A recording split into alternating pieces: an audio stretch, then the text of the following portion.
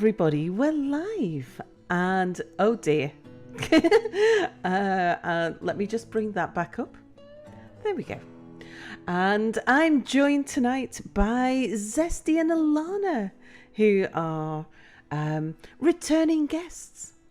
And we are looking at Zesty's screen here in Stonesense. Hello. Hi. Hello. So, hello Zesty, hello Elana. And tonight we are going to be covering Werebeasts and hospitals, two separate but somewhat related topics. But first of all, let's do some introductions. Let's start with Zesty. Zesty, would you like to tell everybody where you've been streaming, where they can find you, what you've been streaming, all of that sort of thing, and when and how you got into Dwarf Fortress in the first place? Yeah, hi. My name is Zest. I'm over at BlueZestTV. You can get me at twitch.tv/BlueZestTV. Pretty exclusively Twitch.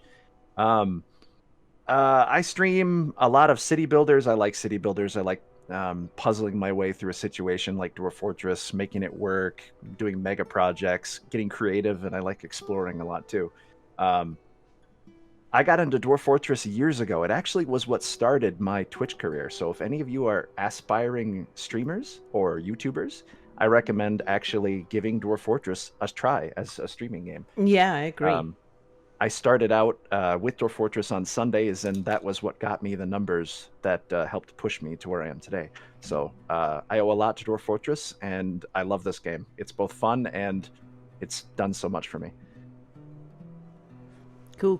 When did you start playing? I forget. Oh, goodness. Let's see. When I first heard about Dwarf Fortress, it was back... before you could designate multi-levels staircases. You had to do them one floor at a time. And that was when I started really playing it, because I really wanted to play it, and I couldn't figure it out. I was just overwhelmed by the game. I got too overwhelmed. Like I say in my tutorials, I panicked, or I say not to do. And that's why I like to do tutorials for it, because I loved this game, but I had such trouble getting into it. And that's why I love teaching other people the game. Yeah. And helping them kind of break through the ice, because it's the key to Dwarf Fortress is don't panic. That's what I say, because it's a lot easier than it looks. The dwarves are a lot easier to keep alive than it seems. And Elana, would you like to introduce yourself? Tell people where they can find you, what have you been streaming recently, and just remind us all how you got into Dwarf Fortress. Sure. Hi, everyone. I'm ElanaOrama. You can find me on twitch.tv/ElanaOrama. You can also find me on YouTube as ElanaOrama. I am a YouTube partner as well. I do focus almost exclusively on city builder colony management games. They're absolutely my favorite. I started streaming with RimWorld. RimWorld is the game that I've played the most. So, you know, there's a little bit of specialization with that, but I definitely make a point to play a variety of other games, including picking up Dwarf Fortress and giving it a go when it released in December of last year. So I'm a very new player to Dwarf Fortress, still have a lot to learn, and that's why I love getting the chance to talk to you two about it here. I have been playing a little bit more variety lately, definitely playing a lot of demos. And I recently have been giving my first try to Minecraft. First try ever. But tomorrow I'm going to be live on Twitch at 10 a.m. with 10 a.m. Eastern Standard Time with Timberborn. It's an automation game with beavers. It's really fun. Yeah. Really great. Sal is a super pro at that game. Sal's a super pro at every game. Right? Oh my goodness. Totally agree. Oh dear. Until you see me try to play something in first person. Yep. Big same. You should see me flailing in Minecraft. It's been fun. Yeah. If it comes to... I love games where I can name characters after chat and then boss them around. I like naming too, although I like to pamper them. Yeah. I'm a bit too soft. So Zesty, we are looking at your fortress in Stonesense. Would you like to give us a fortress tour and just explain what Sure. Stonesense is? Yeah, so Stonesense is a isometric 3D visualizer for Dwarf Fortress. There's a couple of them out there.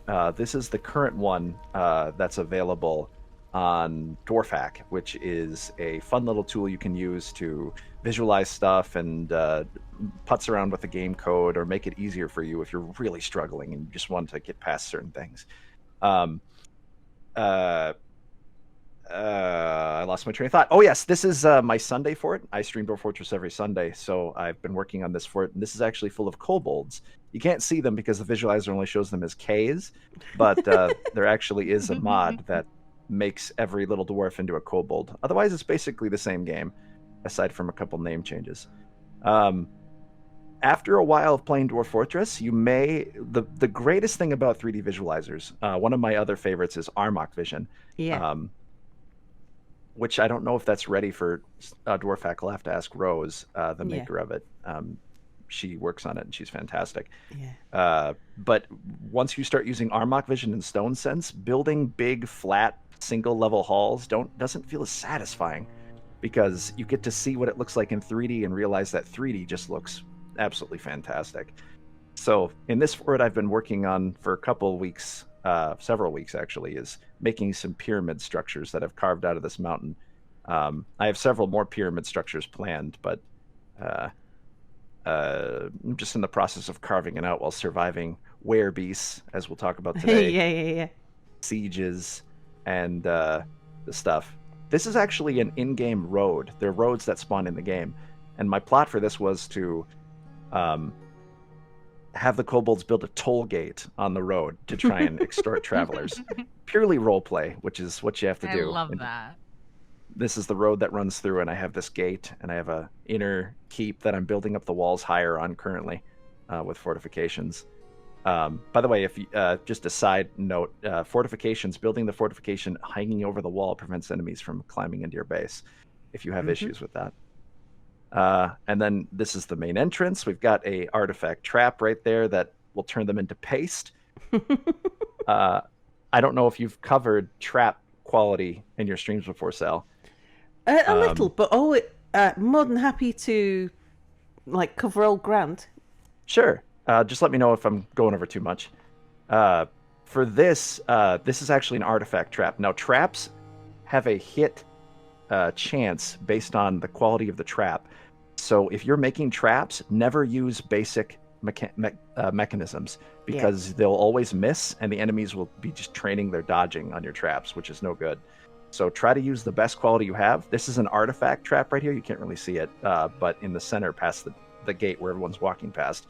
So anybody who walks past that will get hit by the trap, and then 10 max masterwork weapons will spring out of the floor and turn them into ground meat, which is pretty funny in a gruesome way to see when it's like Indiana Jones and The Last Crusade where they get just completely dismembered. Indeed.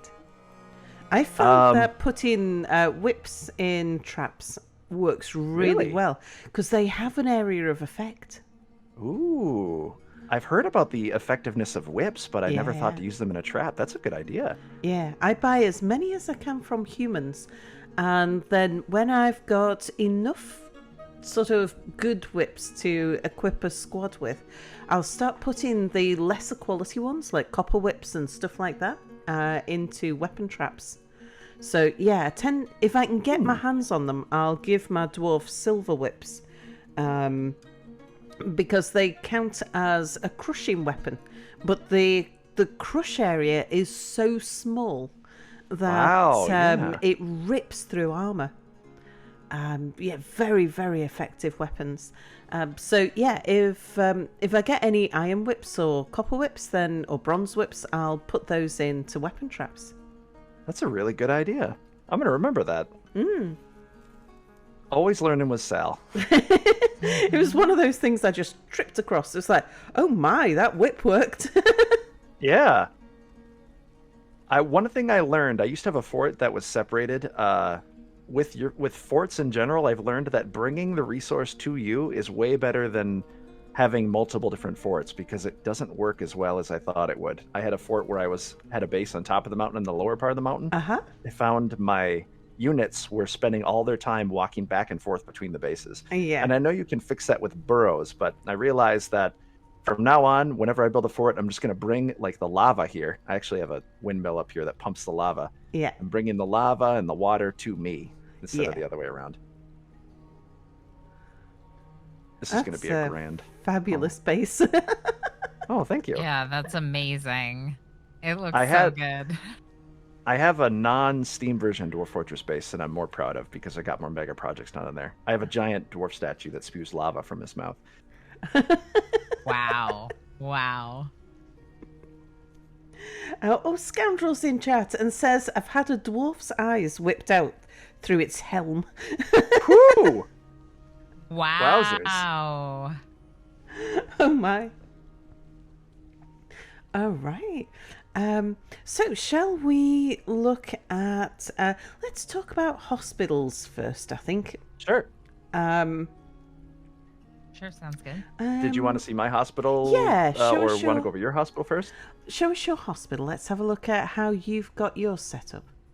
So there's a couple different ways to do hospitals as you all are building your forts. There's the quick and dirty way if you have an emergency. My hospital was originally in this empty room here. It was a food stockpile. You can put a hospital basically anywhere. You just make it as a zone and put some beds in there, and that will do as in a pinch. But then I migrated it to a more permanent position among my barracks here.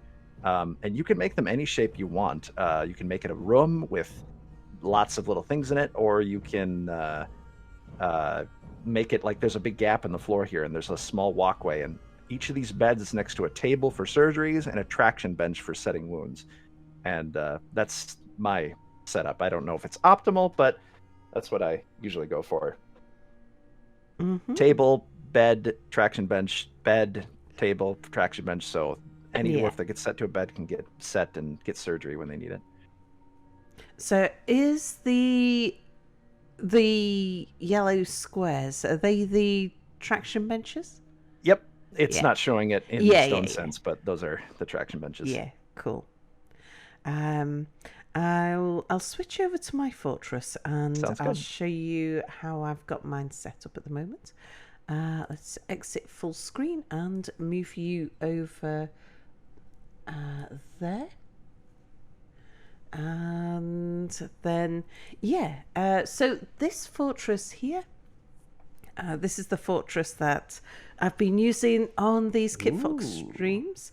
This is just where I saved it last. We've got, we've been doing all kinds of things on here. We had a session where we looked at how to generate power. We've built pump stacks. We've brought lava up from the magma sea. But let's go upstairs. Lovely stuff. Lovely stuff. This is my barracks here. And I like to keep my hospital near my barracks because I place my barracks where I think we might have problems. So usually right next to my front door, I'll have my barracks. If I go underground, this is my hospital. I'll just zoom out a little.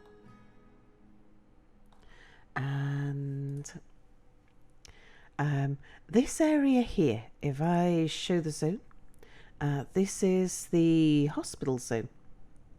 So, so like Zesty says, setting up a hospital, really easy. If you've got an emergency, somebody's injured, it's early days in your fortress and they need to be brought to hospital.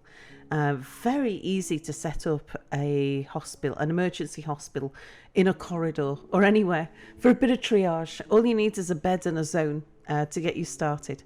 But something I did discover the hard way is I always put the bed down first and then put the hospital zone over it later. Because I once did it the other way round when I already had an injured dwarf and the injured dwarf couldn't walk. So let's go find a bed somewhere. I'm sure I've got a dormitory in this fortress somewhere. So placing the zone before the beds caused issues? It did, yes. What happened was the injured dwarf was taken to the hospital zone and placed on the floor. Yep. And because they were on the floor, the doctor wouldn't treat them because they need to be in a bed for the doctor to treat. Right. And then, here we go. Here's a dormitory. This will do. And so what I'd done was injured dwarf. I'd said, so to make a hospital, it's a meeting area. I'd picked a bit of corridor space and said, right, you are now a new hospital. I'll just add it to my existing hospital so I don't get another hospital set up. Now I don't. Yeah, okay. I'm making sure that my hospitals are for citizens only. If you make them for all visitors, you'll get visitors coming to your hospital. Come into your fortress just to visit your hospital. So I've got it set to citizens only, or at least citizens and long-term residents. I believe they just come in and stand around too, or do they actually seek medical treatment? Because it's just a meeting area, so they'll come and hang around in the meeting area. So I'd done this. I'd set up the zone, and then I'd said, go get a bed, put a bed in there. Any bed will do. But before they brought the bed down, they brought the injured person. Yeah, laid them on the floor. And then there was no way to treat that injured person. Even after they brought the bed in, well, the person was in hospital already, so they didn't move them to the bed. I had to then start removing the zones, trying to, during all of the jiggery pokery, the poor dwarf died. Yep. So what I found works. In an emergency, what I do is I find an existing bed. So if I've already got a dormitory or I've got a bed in a corridor somewhere, I'll just get a meeting area, paste it over an existing bed, and then say, right, you're a hospital. That's a good idea. That bed will then become like the sick bed that the dwarf can be brought to. And then the same with if they need stitching up or something. Now it is overlapping, so that does dreadful things for the dormitory. It means that the dwarves hate the dormitory now. But yeah, I'll do the same with if anybody needs stitching up, if they've got some wounds that need suturing and it's early days and I don't have any spare tables around, usually I've got at least a chair and a table somewhere. It might be in a manager's office, it might be in a dining room, but I'll do the same thing. If I think they're going to need some stitching up, then I'll add the meeting area over the table and say, yeah, that is a new hospital, or I'll add it to my existing hospital. So sure, the dwarf needs to be carried from the dormitory to the dining room, but at least they can get stitched up. Yeah, that's a good. I never thought to do that. I always quickly try to build a bed, and that takes time, and then the dwarf dies of blood loss. That's a smart idea. Yeah, so that's my emergency hospital treatment. But yeah, bear in mind that it gives you overlapping zones, and that's bad things. Because unsurprisingly, people prefer it if you don't do surgery in the dining room. Next to them eating dinner. Yeah. Wow, this sausage sure is great. That's my. Yeah, that's a great, easy solution if you're in a pinch. Mm-hmm. Now, what you can do now as well is, because with dining rooms, you can add other things into a dining room. So we can assign new or existing locations to a dining room and say, right, we want you to also be a hospital. And then your dining room also becomes the hospital. Now, the problem with that is that there's no beds. So they might bring somebody and just put them on the floor. So I still prefer to use the overlapping zones if I'm going to use my dining room for a hospital. Yeah, so that it just covers the tables.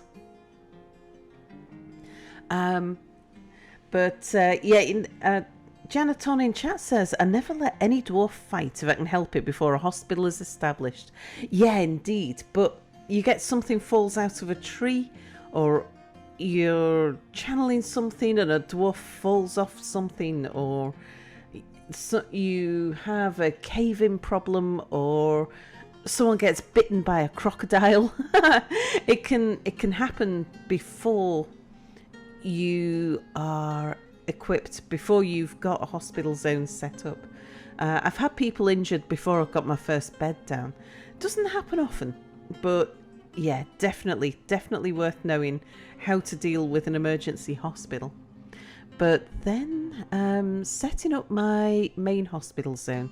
So what you need is, oh, do you know I haven't even got any traction benches in here.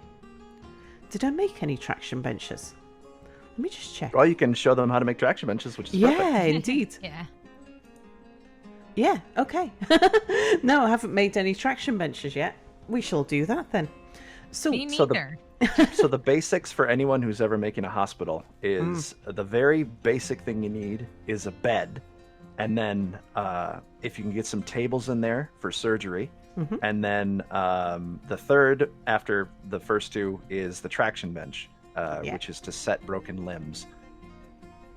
Now, I would suggest that after the bed, the next most important thing is actually a chest. Yes, actually, you're right, yeah. So they don't have to walk across the base. Yeah, because and a bucket. What happens is, when an injured dwarf is brought to a bed in a hospital, then that dwarf is not allowed to leave the bed until they're healed. Or treated at least. And that includes going to eat or drink. And a dwarf in hospital can only drink by another dwarf bringing them water in a bucket. So you do need to have access to buckets, and you need access to a water zone as well. As the chat just said, Jananatin said, and coffers, which is the stone version of chest. You can make those in a stone shop. And then also, as Mr. Behind Prince said, water source is also a good idea. Bit difficult, but that is a good idea, yep. Yeah, even if you've just got access to a river.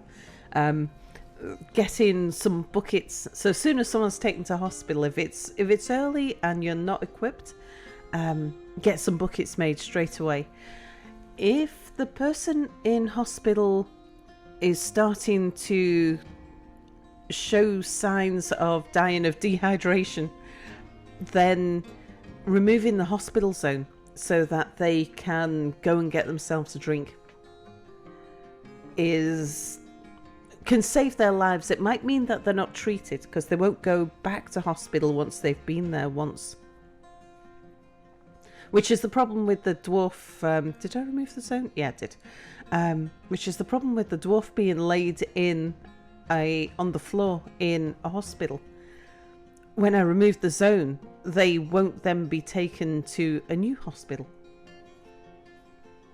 Once a dwarf's been to hospital once, they won't go back. But if someone's about to die of thirst, better to remove them from the hospital zone and free them to let them get a drink. If you don't have access to water, and you don't have access to buckets. So I had that situation with this hospital in my I think it was my second year. Somebody got injured. They were fighting monkeys that were invading the base, and I'd accidentally included a necromancer in my military squad, and the necromancer kept on bringing back the dead monkeys. And corpses are so much more difficult to fight that somebody got pretty badly injured. And the problem was, in this particular area, the river freezes for more than 6 months of the year. So there was no water. And I hadn't noticed that my people were dying of dehydration. So it wasn't until one person died that I realised we were at absolute critical, in a really critical situation. I had about 5 people in hospital, but the one person dying gave me enough notice to free the other 4. So remove the hospital zone and let the other 4, because they were mobile. They were just waiting to be treated there. But yeah, I'm not even sure what it was they were waiting on, why they were still in bed, whether they were just waiting for a drink. They've been sutured. There's people around the fortress who are wearing pigtail thread in their arm, that sort of thing. Yeah, sometimes it will happen where the dwarves will just be stuck in a loop and not be bringing them for whatever reason. And sometimes you just have to, if you see them flashing with the thirsty symbol, you just gotta delete the whole hospital so they yeah, indeed. Although then you have a dwarf running around with his face cut off, and that's kind of interesting. But excuse me. Sometimes they get their nose torn off and have big cuts all over their face, and if you remove the hospital, they won't seek treatment afterwards. They won't They'll just get walk treatment. around. Okay. They'll just walk around to get a drink of booze. Disappears. Like Two-Face from Batman. Indeed. So to get your hospital working, the other thing you need is you have to appoint a chief medical dwarf. And you do that through the nobles screen.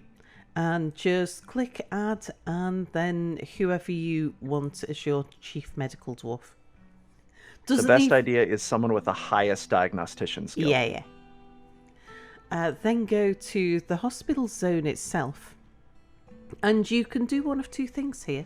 So using the magnifying glass, you can add a doctor. The doctors will do all of the medical tasks. So the doctors are generalists. They include they'll do the diagnostician task, the surgeon task, and the bone doctor task.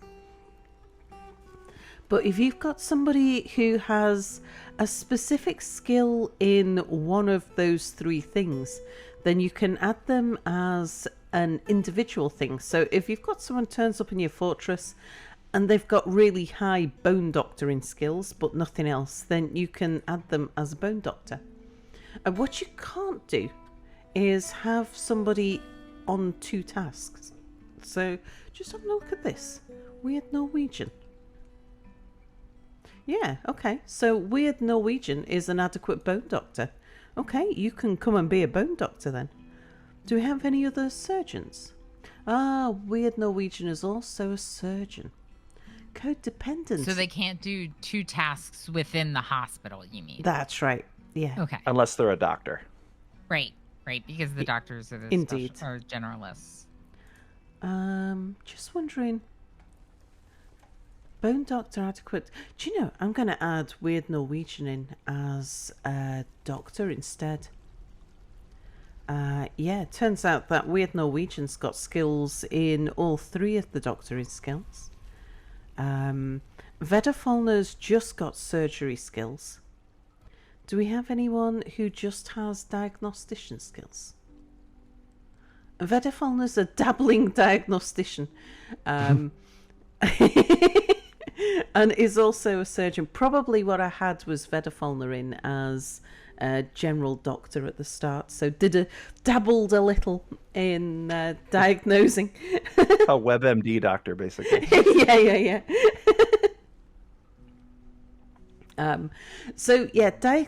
When somebody's brought in to hospital, they'll be laid in bed by whoever's rescued them. Then the diagnostician's got to come to them first before anything else will happen. And the diagnostician will pronounce what the injury is. If it's an injury that needs to be sewn up, they'll be taken to a table and at the table they'll be stitched up, and that's really, really quick, especially if you've got coffers in your hospital, because then everything the hospital needs has close to hand.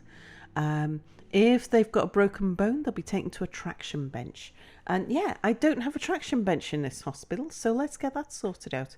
So for a traction bench, we need a table and a rope. Do we need mechanisms as well? I forget. I believe so, yep. Let's go down to my... You make them at a mechanics workshop? Yep. It's like IKEA furniture. Yeah. So we want to make 2 traction benches. It's rare that you get lots of people with broken bones all at the same time. I tend to make a lot more beds for the hospital because people spend a long time in bed, and anyone who's going to hospital needs a bed.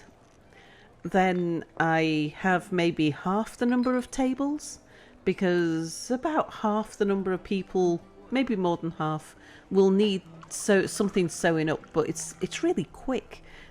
They don't need the table for very long, unlike the beds, which they keep. They bed block for quite some time. They're in the bed for a while. The tables they use and are freed very quickly. Let's see if we can get these traction benches made, or I'm not sure if I've got everything we need. No, they've been cancelled. It also is limited by how many doctors you have, so they can only, if you only have like 2 doctors, as most forts do. If you only I have go overboard, so many personally. surgeons, then you only need so many tables, right? Mm-hmm. Yeah. It's sort of like, oh my goodness, you can almost, as an idea that I think I might try to do, you could make a surgery room and just kind of make it look like a role play, like it would have no function, but and just have it assigned to a particular surgeon, just like in real life where they have their own little surgery bay. I go overboard personally in my hospitals. As you saw in mine, a bed and traction bench for every bed.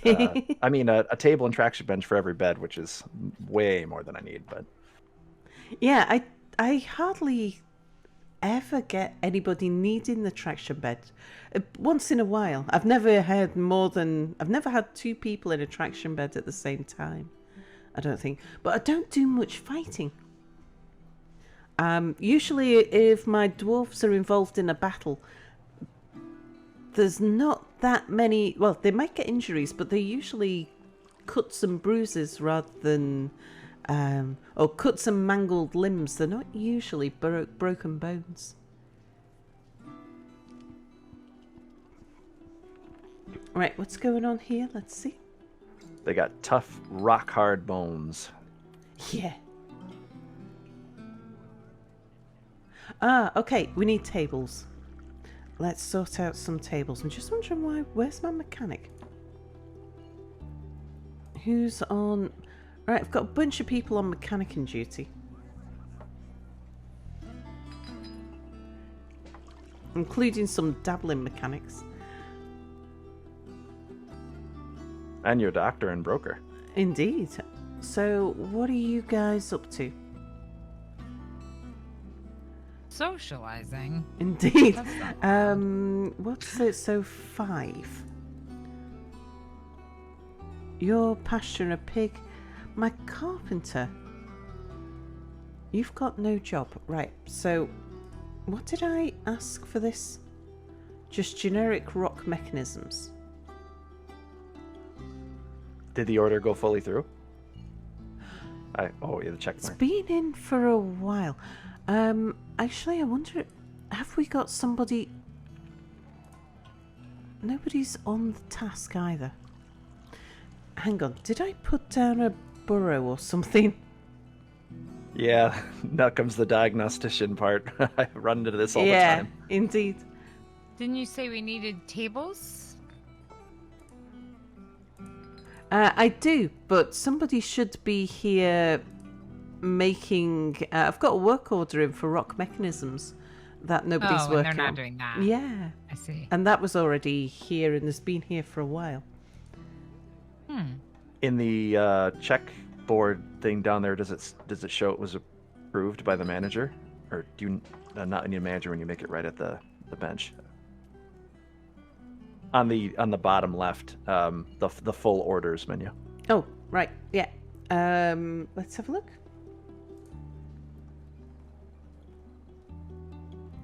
Oh, it was approved. Yeah, it's been sorted.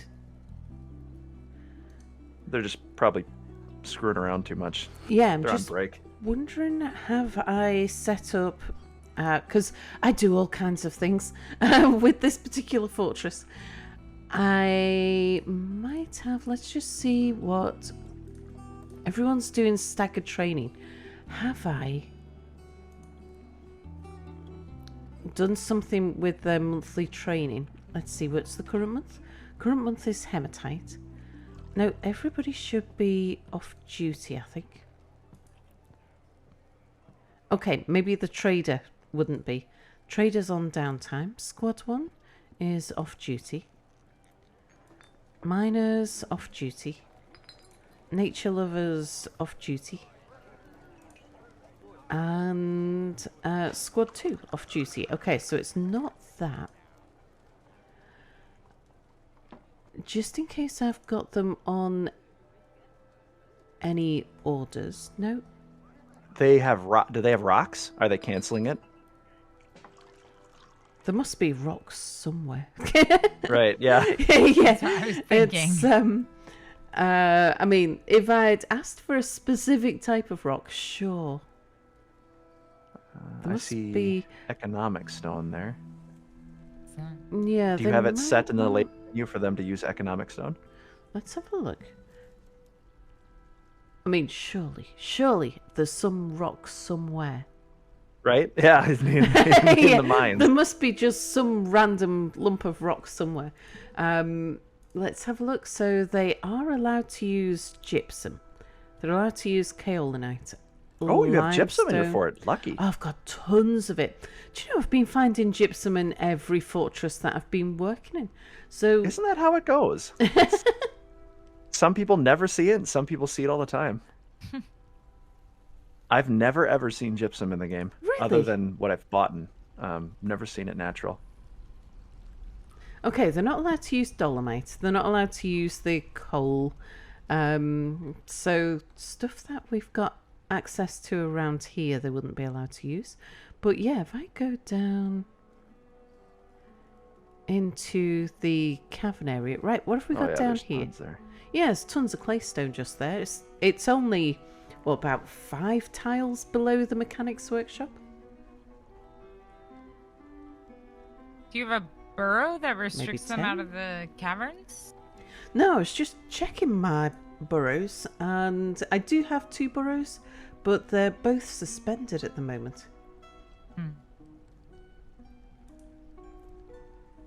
Got my trader assigned to the trade depot.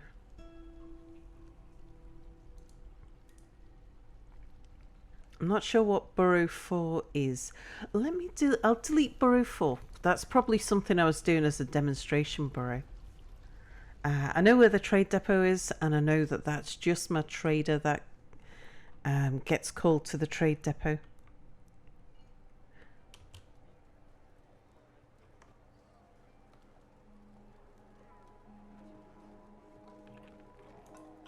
Okay, let's try something else. Make a rock mechanism. Just try one.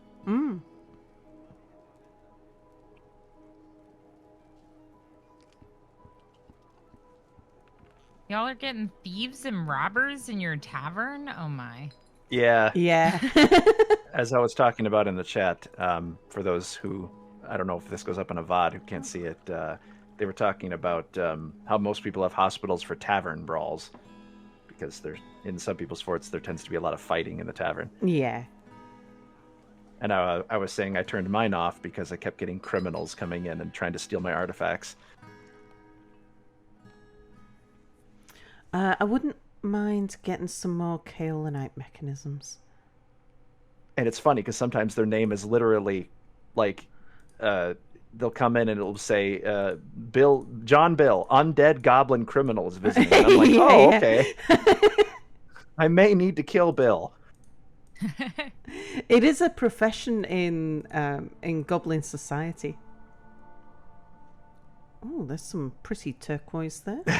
Alongside professional baby stabber. Oh my gosh. Well, I guess that is something like that. Kidnappers, aren't they? Snatchers. Yeah, yeah. So, Yeah, Goblin Snatcher, that's what they do. And Goblin Thieves, it's another job. Okay, right, now, are we...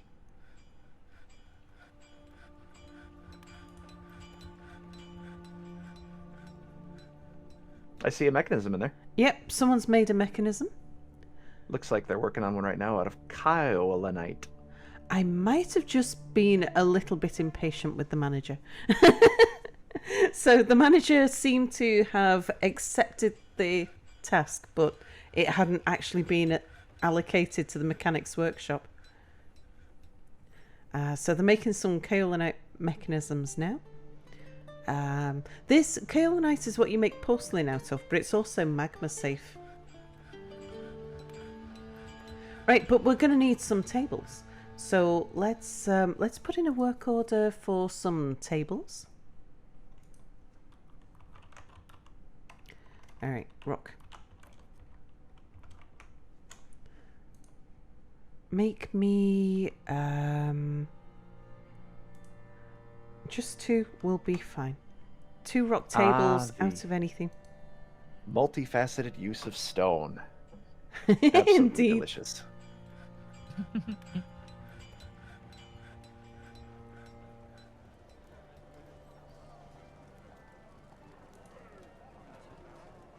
Okay, do we have any chains? I think we do, because I think I was getting ready either ropes or chains. Yeah, we've got 15 chains that are not in use anywhere. A whole bunch of ropes as well. Good. If you're making your own hospital and you feel up for it, the quality of the item, I believe it actually also gives the dwarves a happy thought when they're next to it. Indeed. Which And can help so- if your dwarf is really mad about being mangled. Yeah, so what I can do is go to the chains. Now, something in here will be used in the well. And I don't know which one. The rest of them.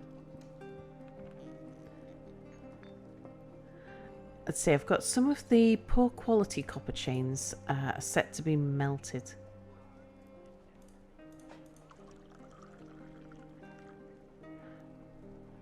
So I'm just melting. Been making copper chains and then melting them if they're not masterwork, essentially. Good way to save material. Indeed. We've got 2 really high quality pigtail ropes there. Right, so what I'm going to do is just forbid the others. And that one, even though I think that's the one that's in my well.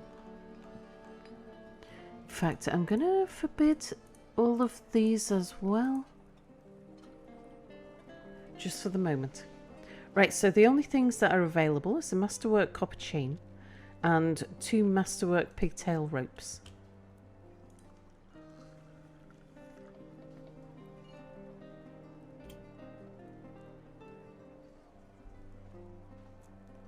Oh, Oh, they've made a masterwork kaolinite mechanism.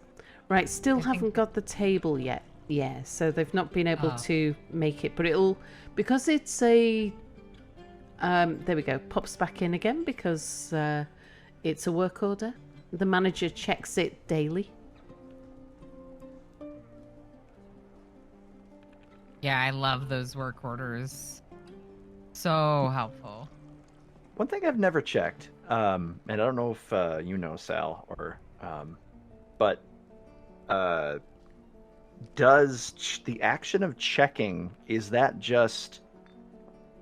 cost the manager time? I've never looked into this. I believe so. I'm Okay. not 100% sure, but I have noticed that if I've got a huge number of work orders, then sometimes they take their time getting around to approving some of the orders. And so I've started turning down some of them so that they only check them monthly or seasonally for some of the ones where we just don't need to check them every day. That's what I've been doing too, Oh, and I that's just wasn't smart. sure if it was like was a thing like that. So that's good to know. In fact, it's possible that that's what the delay was here. So when I told the like why did it take so long for things to appear from the work order into this workshop, it might be because I've got so many things and I haven't been maintaining my work order list. Buttprint says giving managers multiple offices speeds that up. Do you mean just because he doesn't have to walk far from where he is, or how do you mean, Buttprints? Yeah, this is not something I was aware of. Giving managers multiple offices speeds things up. We've got... Oh, the traction... That's the wonderful thing about this game, is that there's so Yeah. many facets Oh, that absolutely. even after both of us have played it for so long, that Yeah. there's little things we... It's like an ever-learning process, which is just wonderful. So I have a quick question. So I've actually been keeping my manager as dedicated to manager responsibilities because I figured we want them checking very often. Is that not what most people do? It sounds like you both have them doing some other task on the labor list. It's a good way to keep efficient managing. I usually just don't care enough because I think they'll eventually get it done, but it's a Yeah. good strategy. Yeah, I guess it also depends on how many dwarves you have, right? Like, I'm still Yeah. pretty early on in my fort, so, with a population of 28, maybe that's not the right move. No, it sounds fine to me. It probably also gives them more free time, so when they're not doing Indeed. manager stuff, they can fill their needs. And it's really important to give your dwarfs a bit of downtime. In fact, I should probably do that in my fort. You've given me an idea. Yeah. Oh, it looks like I do have everyone set to hall and orderly, which would mean technically they are set to something at the minute. They've got something else to do if they're not doing that. Mm-hmm. Okay. Some work they can fall back on, I guess. Right. As Buttprints followed up on the previous statement, more places they can check into. They had a really slow manager giving them multiple offices across the fort solved it. I never thought to do that. Just a chair, and as Maz says, hi Maz, by the way, just a chair on a corner of each level of the fort near the stairs would mean they always have access to the office. Yeah, that's a really good technique, actually. That's awesome. Downside of that, though, is other people are going to use the... Oh, that's a really nice traction bench. Other people are going to use the chair, even though it's a manager's office. Other people will use it to eat their food, and so you'll lose the dining room buff from the people who go to the manager's office to eat instead. Oh, hello. Have they who's been this? eating do that without with- tables? Sorry to interrupt. Yeah, they would. They look for a chair rather than a table when they're looking for somewhere to eat. And they don't look for the best place, they just look for the nearest place. And it's as the crow flies.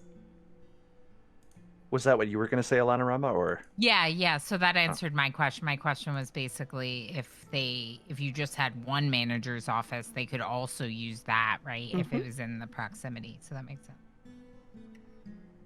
Tables should be the thing they look for. I'd agree, Maz. Right, yeah, I agree with that too. And I thought it was a combination that they looked for, so that's interesting.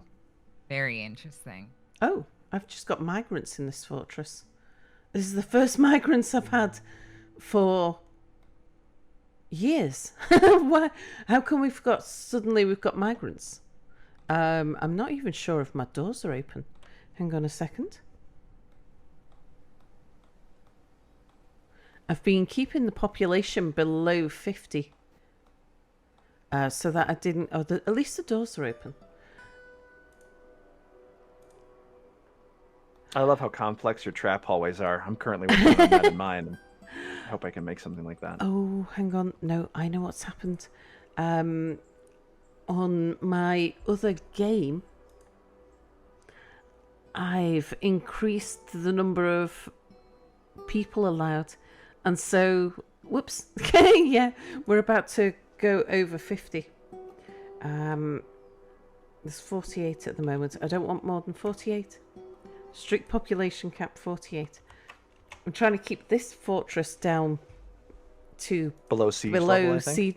I'm getting plenty of sieges anyway because the undead come here.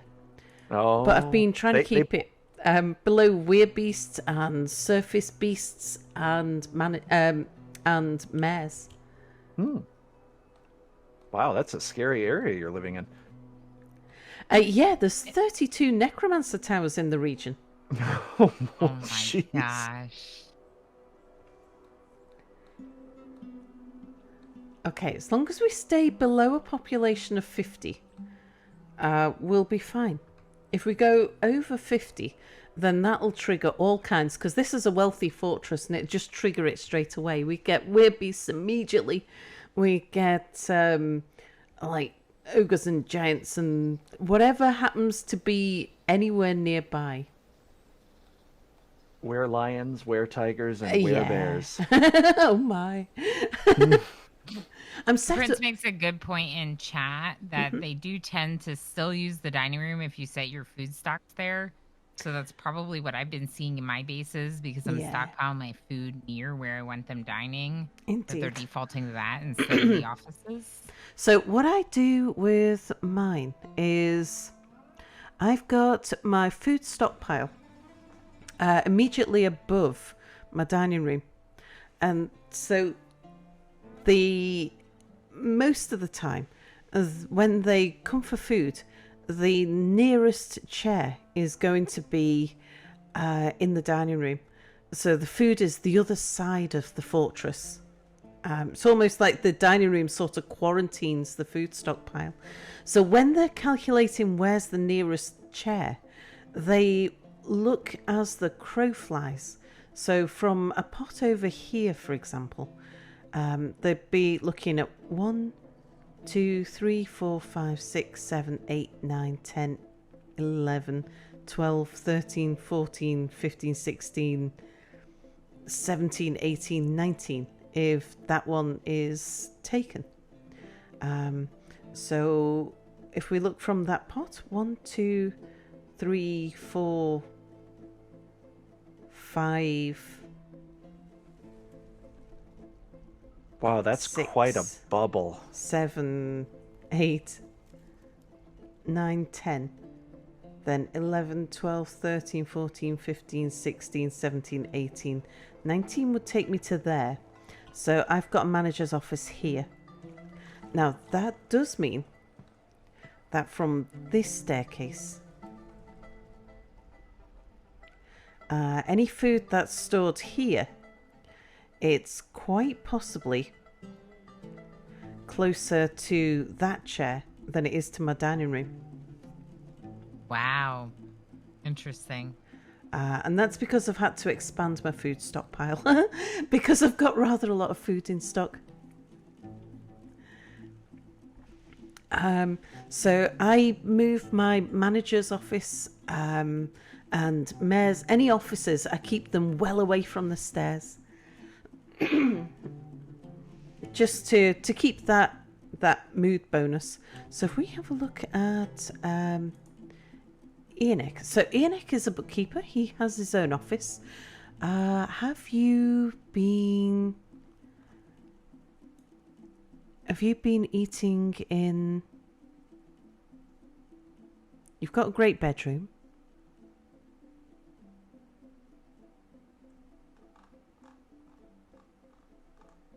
Yeah, you don't have any thoughts. You've eaten a fine dish, that's good. But you've not been eating in the dining room. I don't know whether that's because Ianic has his own office. Who's this here? It's my tactician. What about you? what's your thoughts on the dining room? You've got a fantastic bedroom. Yeah, you've been eating in a legendary dining room. Okay, so you're getting good thoughts about that. And that's what I'm looking to do, is to flood my dwarf's memories with the dining room. It's such an easy win for a good mood. Obviously, these guys have made it to the dining room. Blissful, remembering dining in a legendary dining room. What about you? You're listening to a story. Okay, so they're just having a chat in here. Is someone telling a story? It's Emil who's telling the story. Oh, I'm curious.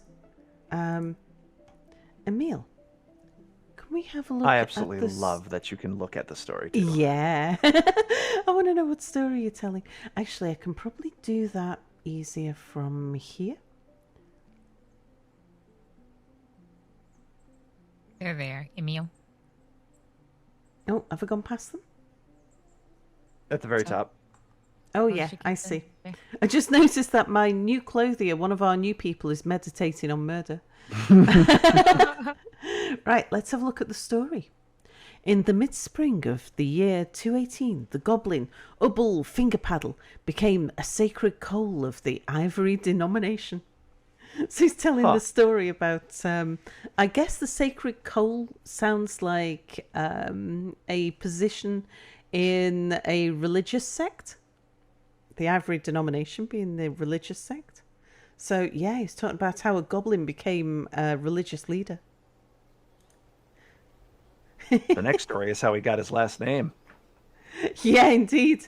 Yeah, actually, that does not sound like a goblin name.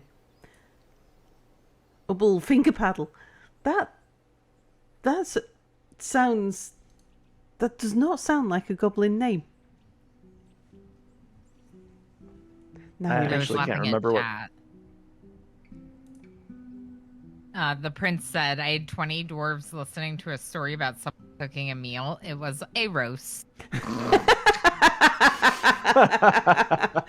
Oh, dear. Had to read that one out. Oh, someone's listening to poetry. Sorry, someone else is listening to a story. And we know about the ones listening to a story. Who's Yeah, sorry, I'm completely off track. I love the poems and who's... That's how this game goes. It's endlessly searchable. So who's doing the poem? Who's doing the performance? Maybe a guest? We shouldn't have guests in this fortress. Oh dear, someone's doing a furnace operation demonstration.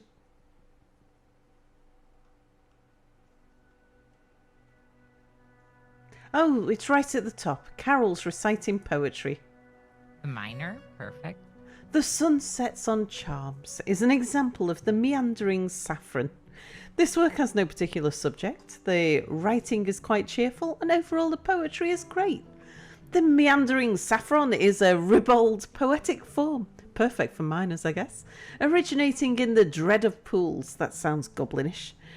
The rules of the form are applied by poets to produce individual poems which can be recited. The poem is divided into 3 13-line stanzas and a series of quatrains. Use of vivid imagery is characteristic of the form. A form of parallelism is common throughout the poem, in that certain lines reverse grammatical structures. Each line has 11 syllables. Every line of the poem has a terminal caesura. I don't know how you pronounce that. Caesura. The first part is intended to make an assertion. The rhyme scheme within each stanza is A, B, B, C, A, A, C, D, D, C, D, B, E. As a rule, throughout the poem, the end rhymes don't generally match perfectly. A second part is intended to undercut the previous assertion. The rhyme scheme within each stanza is A, B, A, A. There we go. I love the dances, though. The dances just crack me up with the descriptions of how they move each of their body parts. It's just Isn't that neat? Yeah, absolutely. Waving your left arm in the air whilst bringing the right knee up in a jerky fashion. It's Do just the like, hokey pokey. and turn yourself absolutely. around. Yeah. So Oh, that it's was just basically great. a carol. It was. Right, we have. But anyway, back to the hospital. We've now got our traction benches in here. Excellent. So that's sorted. And in the chests. So we've got. In the chests, we need some thread. We need some cloth. They will, if you put chests in, they'll bring the stuff down. And you can That's what I adjust was that wondering. in the location options. Indeed. We've got some thread in there. Gypsum plaster. I brought this with me. Some buckets. We've got some soap as well. We've got a soap industry going on. I'll maybe cover the soap industry on a different stream at some point. As part of... Oh, yeah, because I've got a stream coming up in a few weeks where we're looking at some of the lesser understood industries like pottery making and encrusting. We might bring soap making into that because it's one of those problematic ones that some people struggle with. But yeah, if you have a look in the zone, you can set how much of each thing you want. Oh, Do we- very cool. We don't have any splints or crutches in here. Oh, I remember why. That's because I was going to make them out of metal, and then I forgot. Because I haven't had anybody injured, I thought I would hold on. I've heard making metal crutches trains their strength, I believe, And because they're heavier. yeah, well, they can also use them as a weapon. That's true, yep. Let's make 5 copper crutches. And we shall make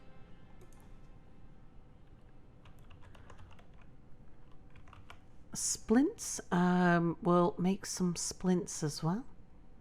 Call Me Ishmael in the chat also said beekeeping would be a good one to look at. Yeah. Ooh.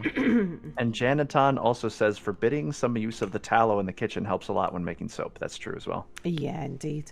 And to get your first tallow banned is a bit of an effort because you can't ban it until they've made some, and they tend to cook with it as soon as they've made some. So yeah, we'll go through that in a separate stream. Handy to do that in a fortress where I don't already have some made, because once you've got it up and running, it's fine. It's just getting it going in the first place. Just like clothing. Yeah. Right, It's so interesting. we've got some crutches and some splints made. Because we've got chests in the hospital, as soon as they're made, they'll bring them up and drop them in the chest. But yes, you're going to need some thread. You're going to need some gypsum powder. It doesn't have to be gypsum. There's a couple of others you can use as well. If you look under stone use, under labour, make plaster powder. So alabaster, gypsum. It's just gypsum's the most common.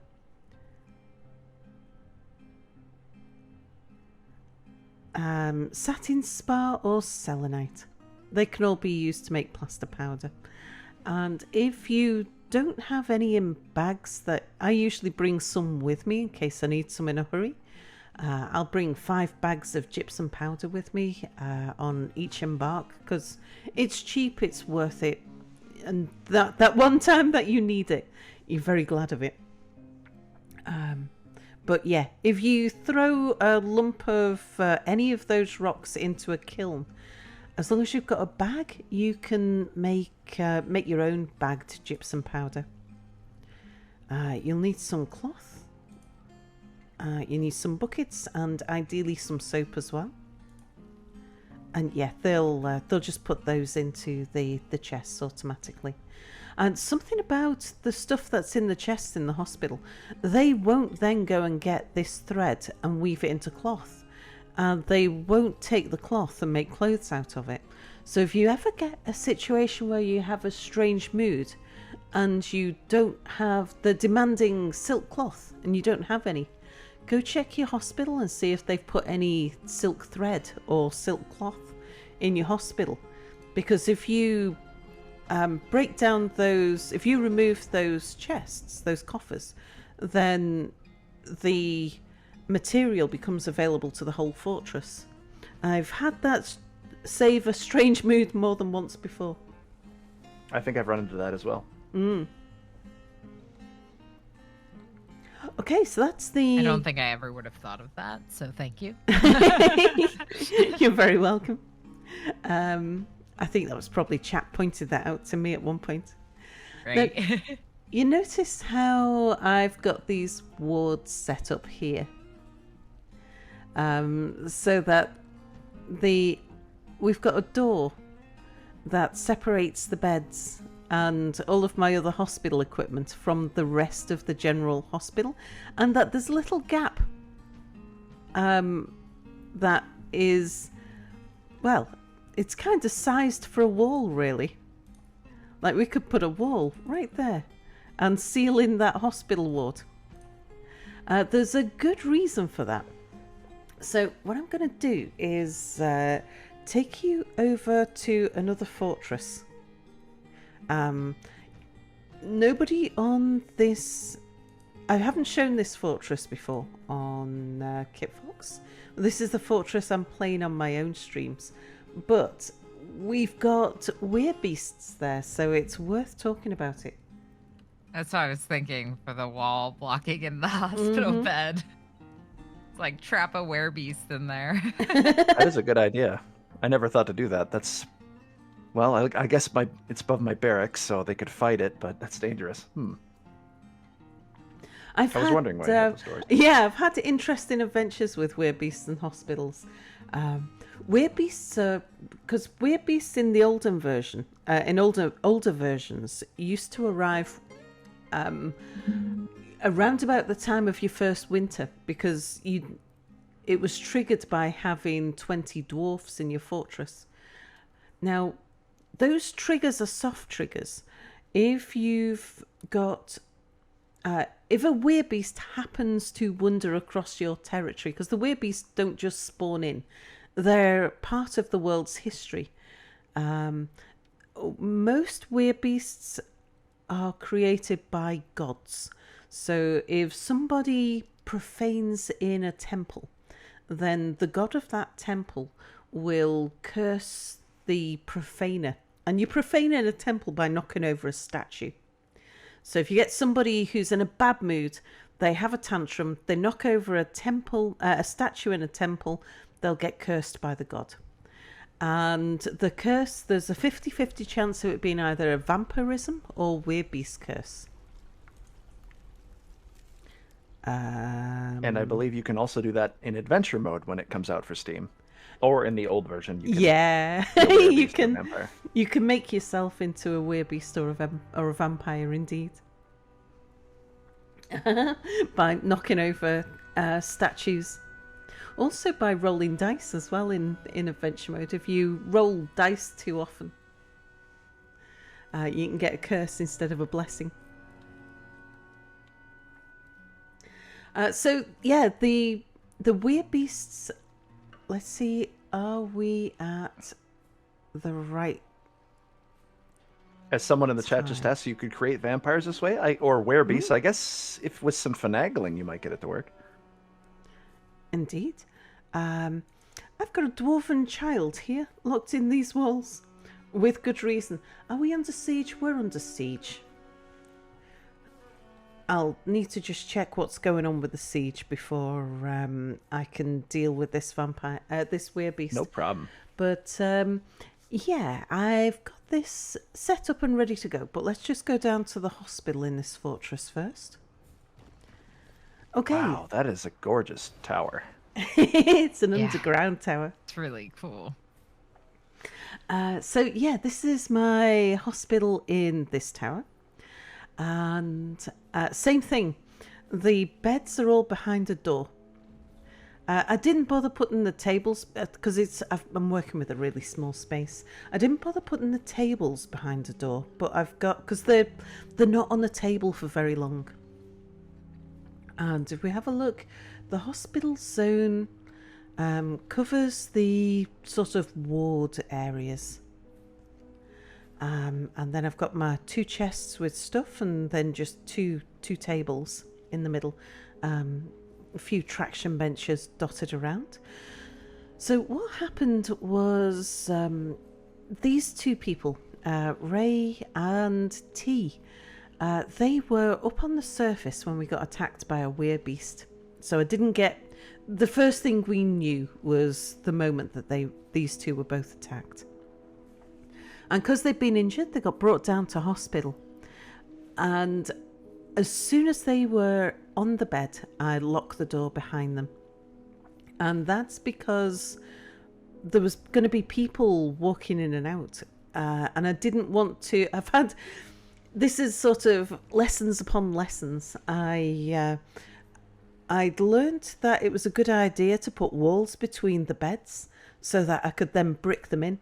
But I've also ended up bricking in doctors with my injured suspected werebeasts, and that's generated some interesting stories as well.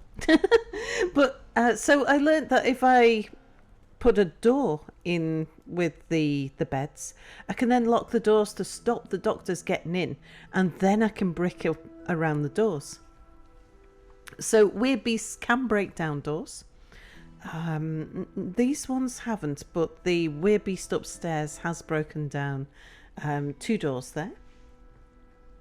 So, I guess, should we start with how Werebeasts appear on the map and how you run into them? Or yeah, go for it.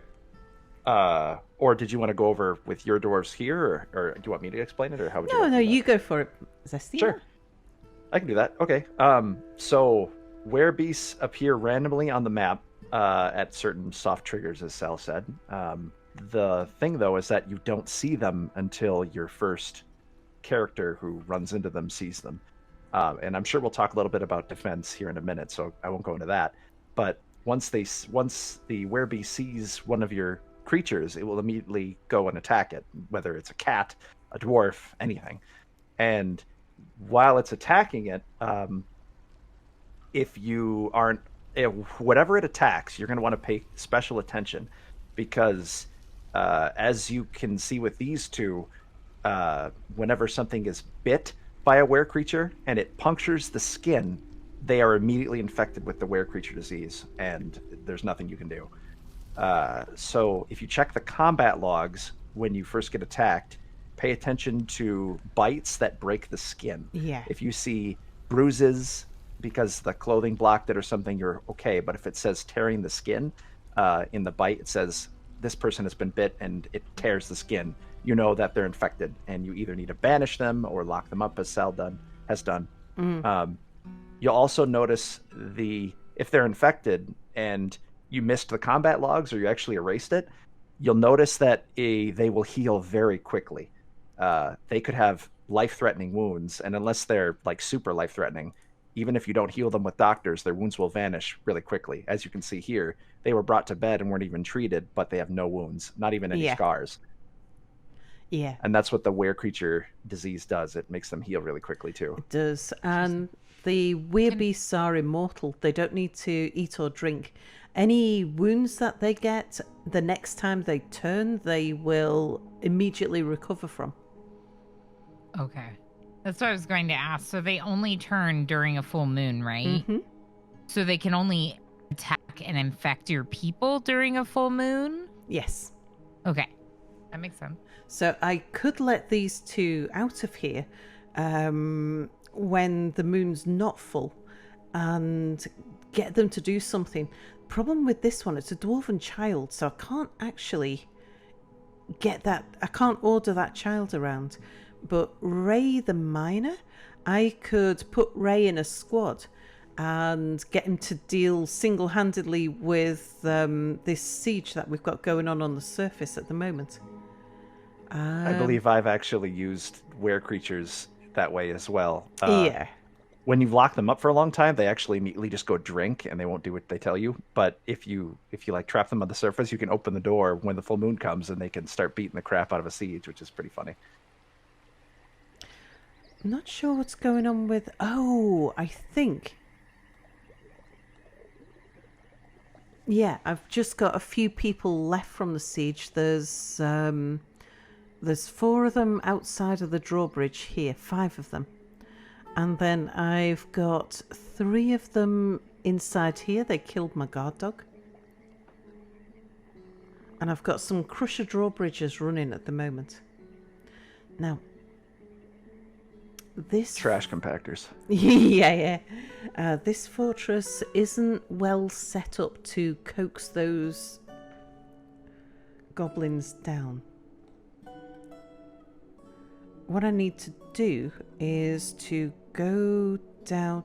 Right, okay, so that's open.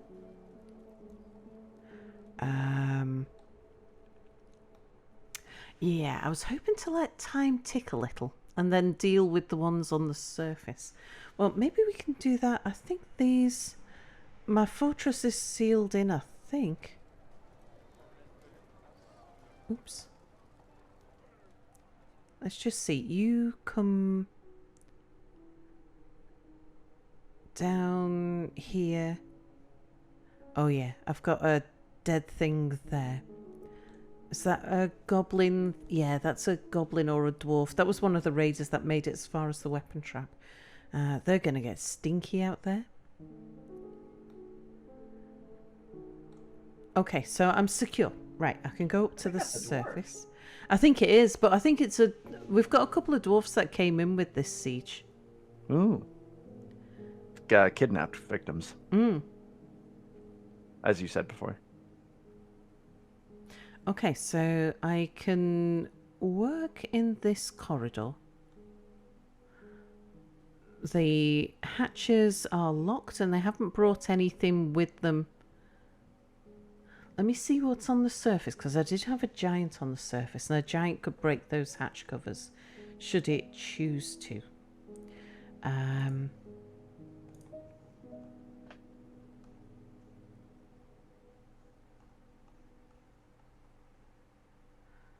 Forgotten Beast? Forgotten Beasts? Oh, we've got 3 Forgotten Beasts. I wonder if there's a Forgotten Beast fight going on.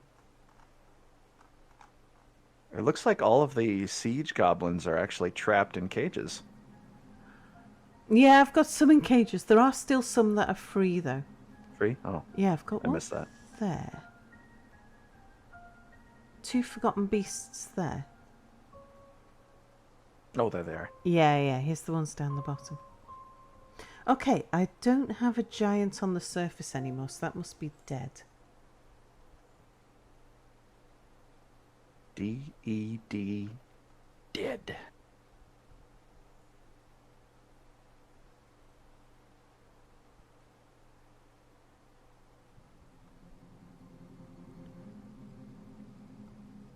So many deceased. Indeed. Most of them are just cavern dwellers being killed by other cavern dwellers. And then lots of things that I've murdered as well. Yeah, like hunters or No, I think I don't think the giant's here. Okay, that means that we can... Yeah, I want to have a look at this one. So if I open up these inner hatch covers. So these inner hatch covers here, my surface is not secure. So I use a U-bend to keep my surface secure. What I'm going to do is I'm going to put down a couple of cage traps here. Because I think that if I allow this child out... after it's stopped being a werebeast, I think we might be able to trap it in a cage trap. While it's a werebeast? Not while it's a werebeast, but after it's turned back. I don't. Are you sure it will trigger the cage? I'm not sure because it's friendly. Yeah, I don't think it should unless it's a evil trigger traps. As far as I Yeah, know. I'm not sure about this tool. So I'm gonna set up a couple of different traps. I thought we'll do a cage trap over here to see if it walks through the cage trap. Okay. Oh, good test. Any mechanism will do.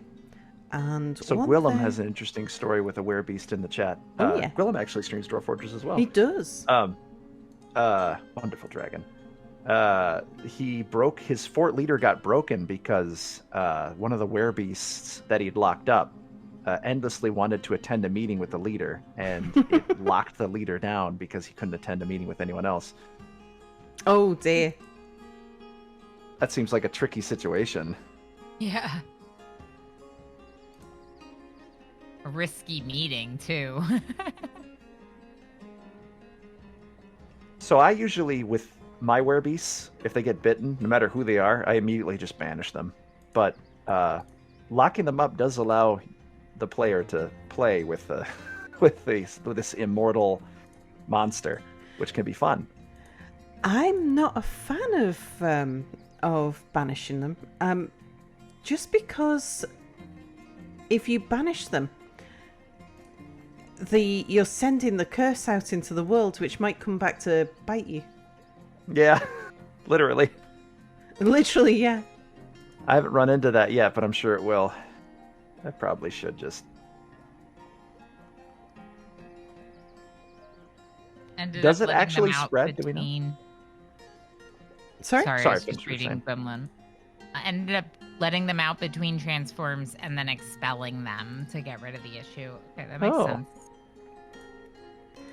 Yes, so if you send them out into the world, you're sending a Werebeast out into the world to bite other people. Those other people may then end up in your fortress. Does it actually? So it actually calculates that. That's interesting. Well, yeah, because if you banish somebody, they're out in the world, and if you've got a Werebeast out in the world, they're going to be spreading the curse. And if they bite someone, if they transmit the curse to someone who's then comes to visit you either as a visitor or a trader or as a migrant, then that curse might end up back in your fortress. So if you can deal with it, you're helping to stop the spread. Good idea. I'll do that from now on. Yeah, if you banish them, then there's a chance that that you might end up with the problem coming back. Right. With someone else. I'm going to put that in front of the door there, in fact. Okay. Right, so what I'm doing here is setting up a little trap room. I think I'm okay just to let the siege go on.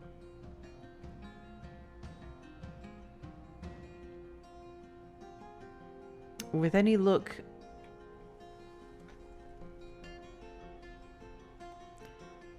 Mr. Prince in the chat said I had a vampire mare and a were-mongoose baroness, so I locked them up together and they killed each other.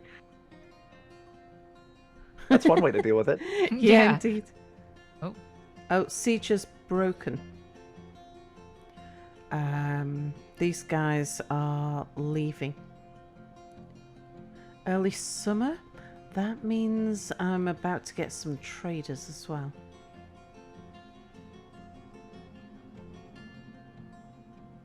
For some reason, I thought one of the plants on the surface looked like a Venus flytrap, and I thought that would make a really cool mod if your dwarves could grow carnivorous plants that would just eat foes.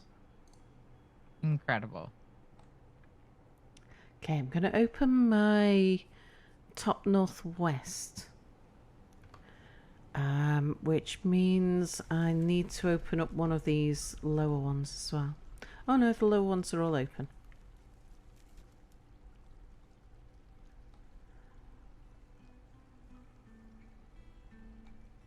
I think I might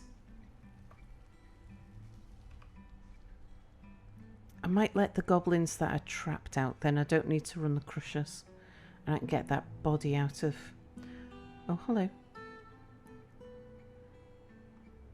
Scorchfield says I had a werebeast I banished show up in one of the first migrant waves of the next fort I started. Oh, dear. Oh, no. I'm definitely seeing evidence to not banish them anymore. It's probably a good idea to just... Can you get migrant werebeasts if you don't banish one and put it out in the world? Is there still some RNG for that? I've never had it happen. Do you know, Sal? Okay. Yeah, if you banish them, there's no guarantee that they're like. It's not a certainty. Oh, where are you going? So sorry, I've got crushers running out. I'm just worried about what my people are up to. If I'm going to crush anybody.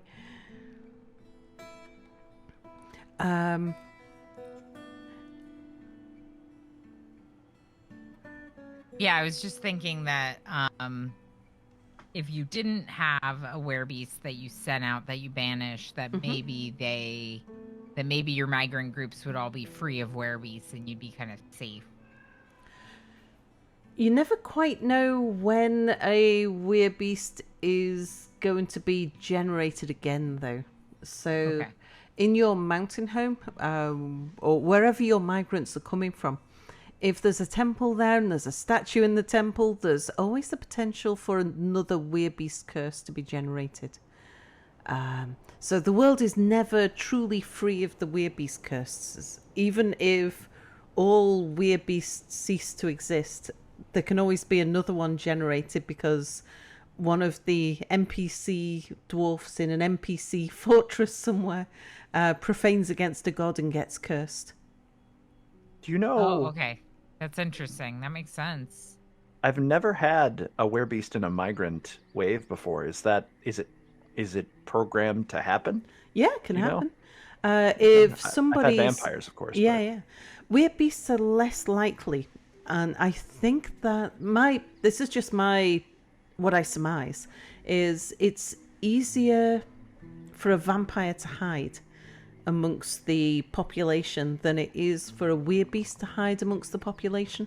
Yeah. So if somebody is bitten just before they migrate, then there's a stronger chance that they won't have revealed themselves until they get to your fortress. But usually if the first time they convert, they injure somebody or something. Unlike vampires who are sneaky and try to hide, are very conscious of what they're doing and try to keep their nefarious deeds, their murders hidden. With werebeasts, they know nothing about it. They just go on a rampage. So people know and they become an enemy. So then they won't be part of your migrant wave. But yeah, it can happen. You can, if they've just been injured, or even if they're injured on the way in, then they can arrive, and the first time they convert is in your fortress. Less likely. Less likely than being a vampire. Explains why in adventure mode you see, you find a lot of caves with werebeasts in them. Untransformed. Oh, that goblin might drown in there. Yeah, I'm just wondering why. What was all that about? What you doing? Go for a little swim. What'd you jump in there for? Why? Why would you do? And now he's dead. No, he's dead. Maybe that was their escape plan. Oh, who's that? Kimmy, what are you doing out there? Mining? No job. Hey, look, there's a were animal in the chat. Oh, no. Look out. I have no idea what you're doing out there, but let's open some doors. Might have been trying to move bodies.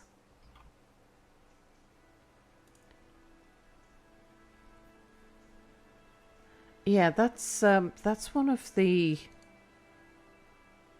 enemy dwarfs.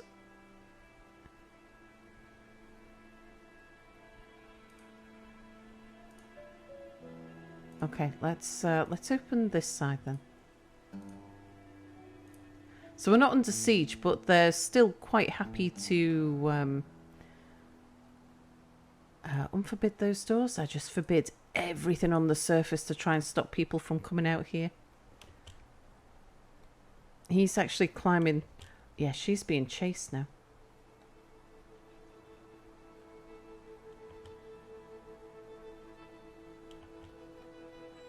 Darn archers. Archers are the worst. Enemy archers, that is. Indeed. Okay, get past the dogs. Yeah, as Gwillem says, so many ways to play the game, and that's what I love. Yeah. As I say frequently, it's like a Bob Ross painting. It's your world, make it how you want to. And I just love how there's no real wrong way to do anything, and it's fun to talk with other players, and it helps adjust your strategy. Yeah, indeed. And there's so many mechanics and things. Yeah. I'm already going to go to my fort this upcoming Sunday and do some tweaks and some edits. And right, just want to see if we've got any invaders left. Distracted by invaders. Right, cool, we're good. I don't know what that miner was doing on the surface. Okay, I need to stop those crushers because she might have been trying to go down there to get this body. It's forbidden, that's why I forbid these bodies. I love that you can label levers now. Well, you could before, it's just that not a lot of people knew how to. Okay, pull a lever, let's open that switch back. Oh, and can we just pull that once more?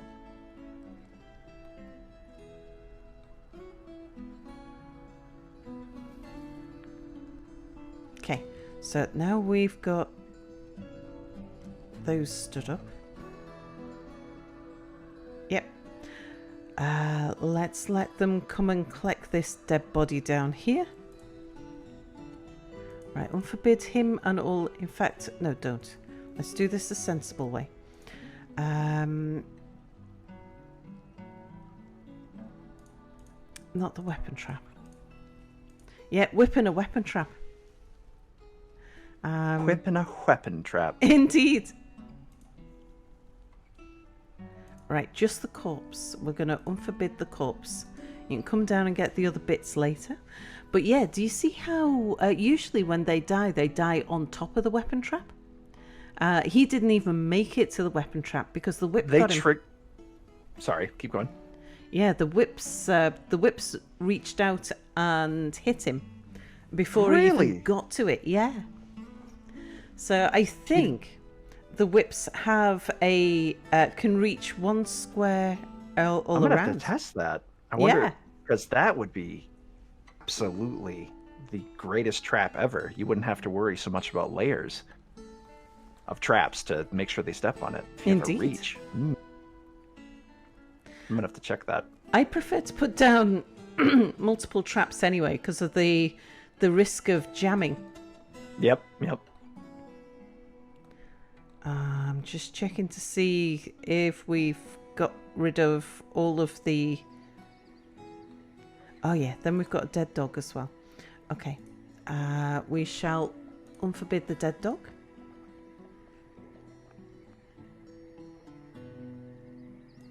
What are you doing down here? You're coming to clean. Did you have the dog chained up to... on the note of werebeasts to catch there's one of the ways to catch werebeasts, or was that just a random stray dog in the wrong place at the wrong time? No, I keep some war dogs up here in pastures to keep an eye out for these things. I don't chain them. I'd be better off if I did. Let's just unforbid the other stuff that's here as well. Right, let's get the dog. That's a good Why way would to... you be better off chaining them?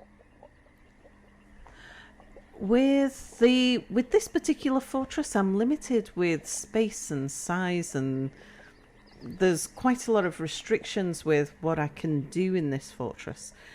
And the entrances that I've got, I keep the dogs in pastures because I want the wagons to be able to get past. And there's very few points where I can put a dog on a chain. I can't fit the chain anywhere. That's why my entrances, I don't have many traps, because I just don't have space for them. It's a very small fortress. Very small map. Yeah, it is. Just gonna unforbid all of the stuff I've got on the surface here.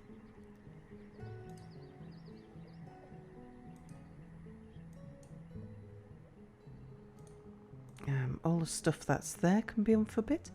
I need to put down a refuse zone up here as well. I had to just remove a whole bunch of stuff that was up here before. Right, add a new stockpile. Put a new stockpile in there.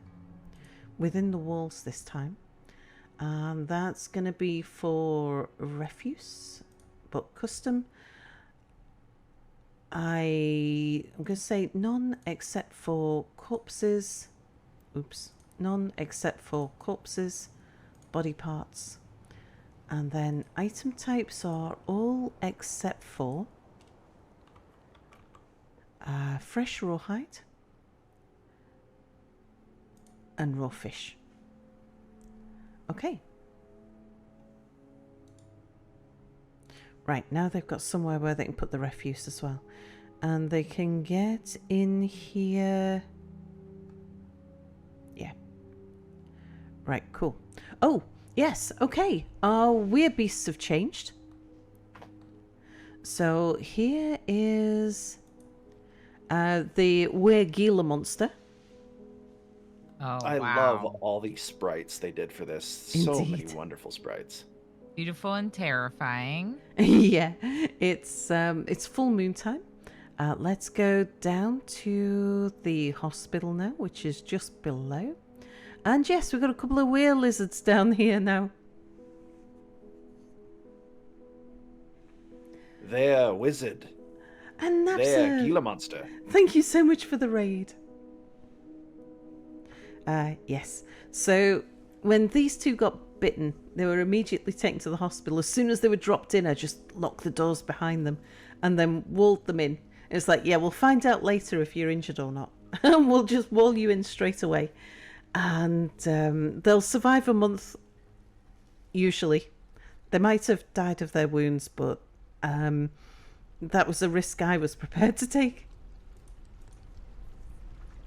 Okay, so let's have a look and see what's going on.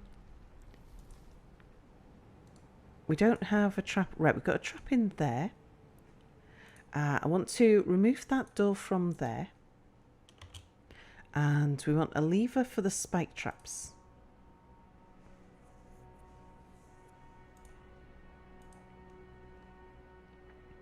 Put that lever there.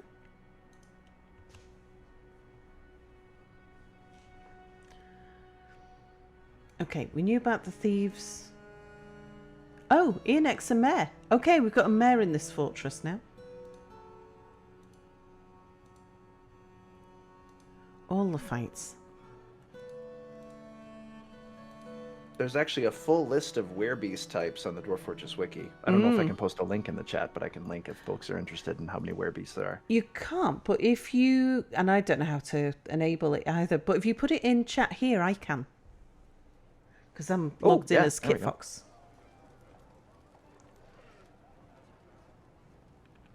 Oh, right. Hang on a second. Just before things run away with me. Pause is your friend.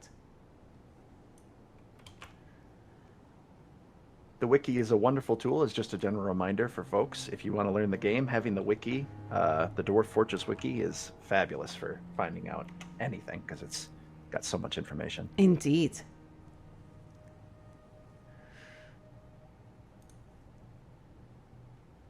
Okay, right. Now let's see.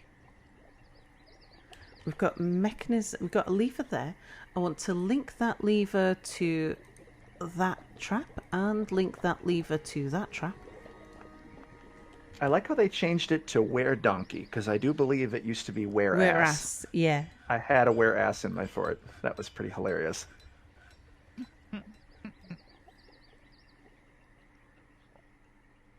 Sometimes too much information on the wiki. That can happen. The game's very detailed, right? Definitely. Oh, there's even an art that Zach drew, a crayon drawing of a Werebeast. Weregiraffe. How neat. I'm so happy I got a crayon drawing when I had the chance.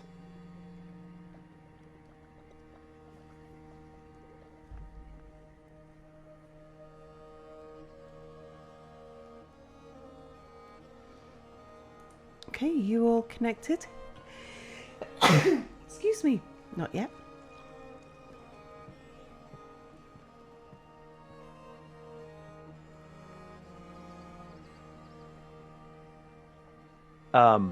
Bugs that's mentioned on the wiki, that's a good point to make. Ordering your military to kill an infected dwarf may trigger a loyalty cascade. Yeah. Potentially making every single dwarf of the fortress hostile to all others. Whoa. So if you're thinking about getting rid of the were creature by just killing it with your military, be careful. If it's a Indeed. noble in any kind, it can trigger that. And then basically civil war breaks out. Can you just like imprison them and then people won't be mad? Yeah. Yep. That's what Sal Okay. has done here. That's They what just I've lost done. What them. I would like to do. Keep my dwarves happy. It does also make your fort immortal because if as long as the last dwarf doesn't die, your fort will not crumble. So you'll get migrants. It can be hard to recover from, but that is a way to make your fort immortal. I've got all these bodies over here as well. I should really get... I've got so many bodies on the surface. The best way to imprison them, as License to Dab asks, you can either make a burrow for them with the burrow menu and just designate that one dwarf there, or you can put that dwarf in its own military squad and move them into an area that you seal off. Or if they're in the hospital bed, as Sal has them, you can just build a door and lock it while they're laying there waiting to be treated.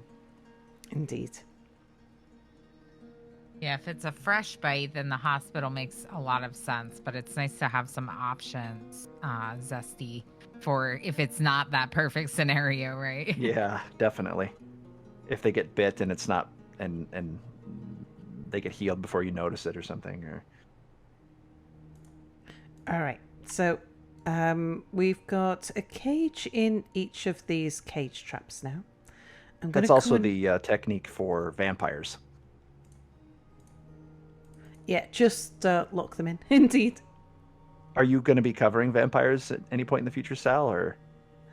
We could do. I hadn't planned a specific vampire stream. Right, let's let her out and then lock that door.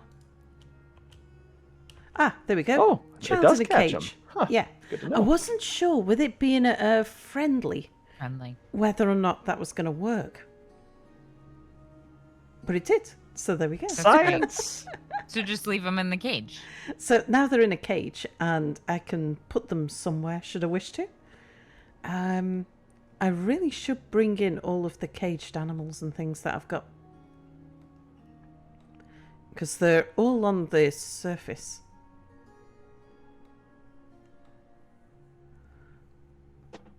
Ooh, another bug I noticed on the wiki that happened to me is that infected invaders do not attack the rest of the invasion force when they turn. Yeah, they seem to remain somehow loyal. And that was frustrating because I actually used one of my, I believe it was the Wereass. He turned one of my dwarves, and I released the dwarf in were form, and he bit a couple of them, but then got killed. And I waited for a month, and I was eagerly anticipating the carnage, but then they were just friendly.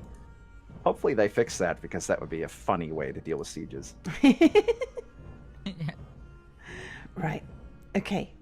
Now, I doubt whether I could do the same with my weird people in the hospital.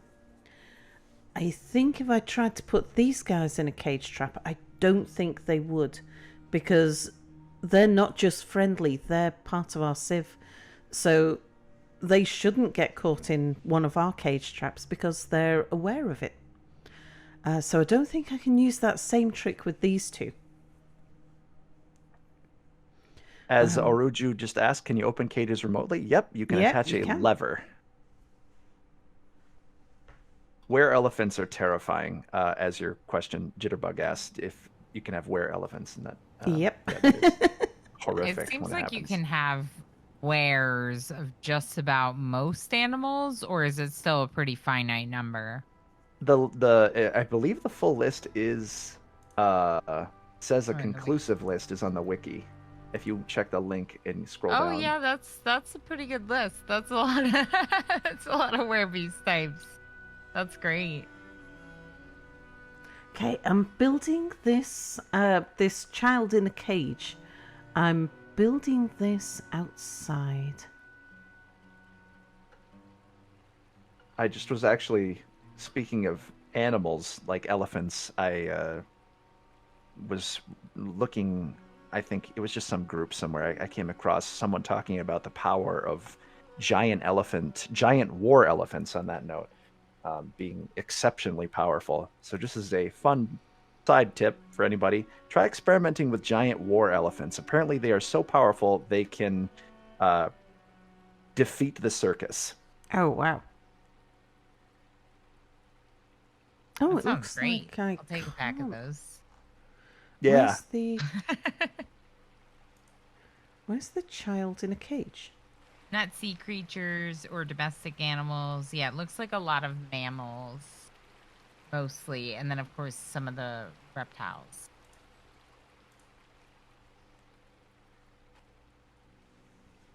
Yeah, dwarven child in a cage. But I can't... Oh, God. Friendly. There's so many things in Dwarf Fortress. That when you say it out loud, you just sort of... Indeed. It's happened to me a lot of times, too. But somehow I can't...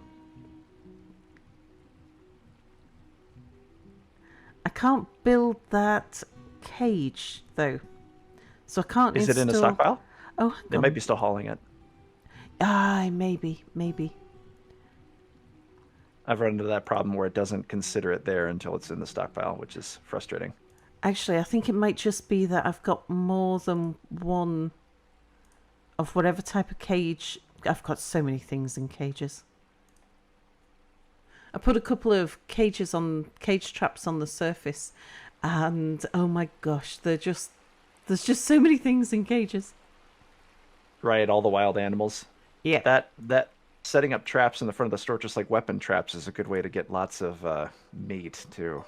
Or in the caves, that's a really good way, because all the animals in the caves try to get out of the caves to the surface, so they constantly are grinding themselves into paste on your traps. I like that. I've got another goblin in a cage. Automated hunting. Let's have a look at the child in a cage. It's a lychee wood cage. Oh, I know why they can't. Because the door's locked. They don't have access to it. Okay, so now let's build...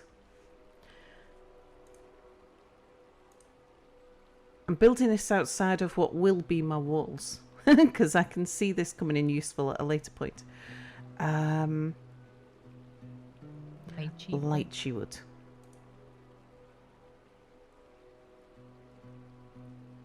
Dwarf. Mr. Prince has a technique that sounds interesting. Always try to make cages of the same material so there's only one drop down. That's a pretty good idea. I should do that. I should do that with more stuff.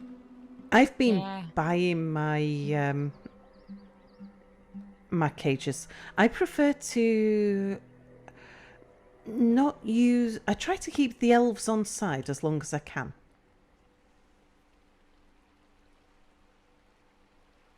Like, keep the elves friendly.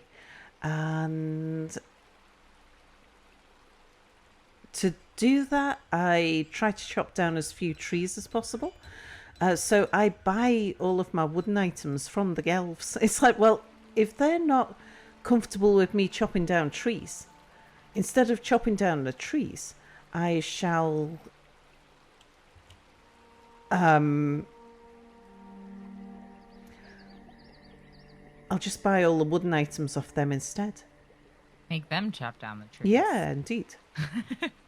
I believe it's grown out of the tree. It is. They like grow it somehow and snap it off. I don't know. I should look that up. What is the lore on that? Somehow harvest it.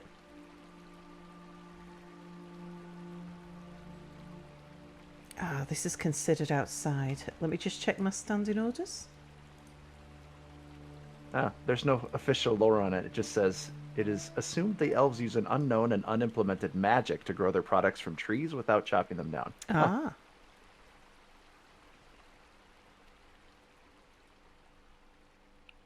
For anyone wondering, cage material doesn't matter for trapping anything. You can trap a dragon in a wooden cage. Indeed. It does affect the carry speed. So if it's a heavy silver cage, it will take them ages to haul it. It's one of the reasons why I like to buy my cages from the elves, is because they're made out of wood and they're really lightweight. Okay, so putting a lever in here that I'm going to attach to the cages. I should also get ready with another Werebeast diversion thing here.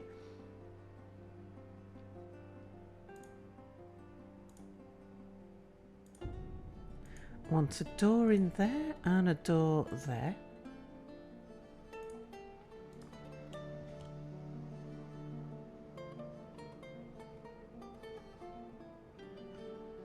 So what happened with the Werebeast I managed to trap in this room was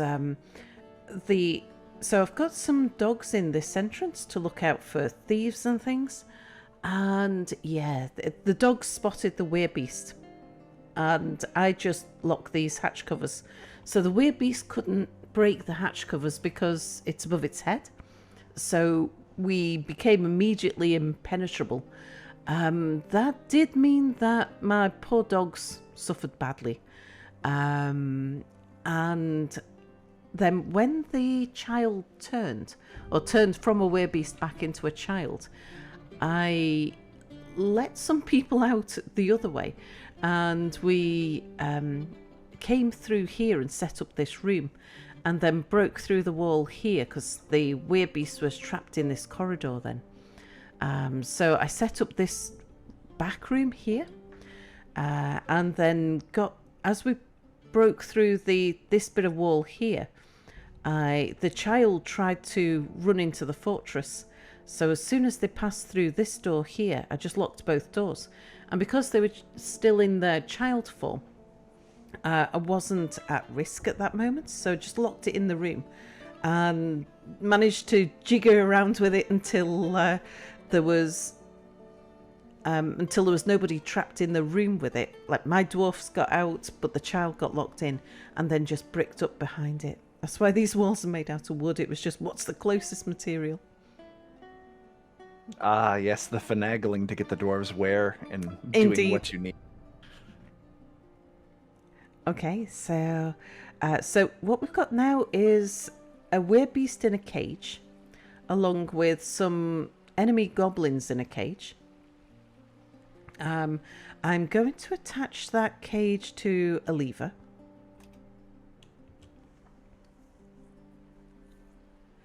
And I'm going to turn 3 problems into 1. I might actually wait until our next siege.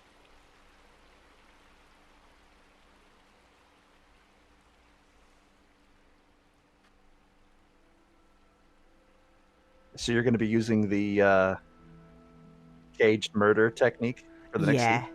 Yeah. Nice. I wonder if it causes chaos back at the goblin pits if you send them back with were creatures. Yeah, I can't imagine that's good for us in the long run.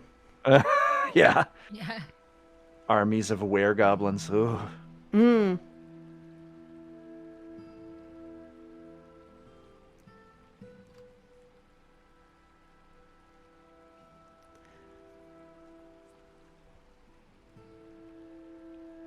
Okay, did we get the mechanism, the lever built? Nope, still working on it.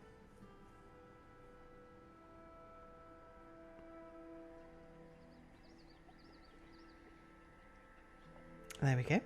Right, so we're going to link that lever to that cage.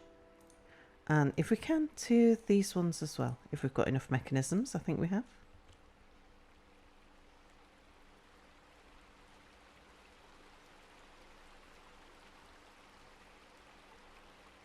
Okay, while everything's quiet on the surface, I'm just getting rid of some of these bodies. Because, oh gosh, if a necromancer turns up here, oh my.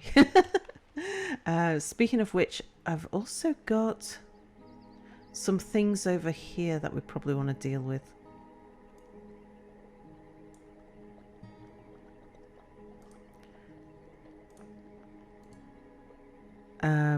There's a giant. I don't fancy an undead giant on the map.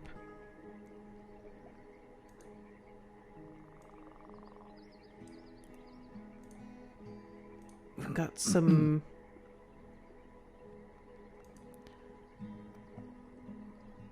other. Yeah, let's have those dragged in. What's that? Capybara? Somebody's rotten neck.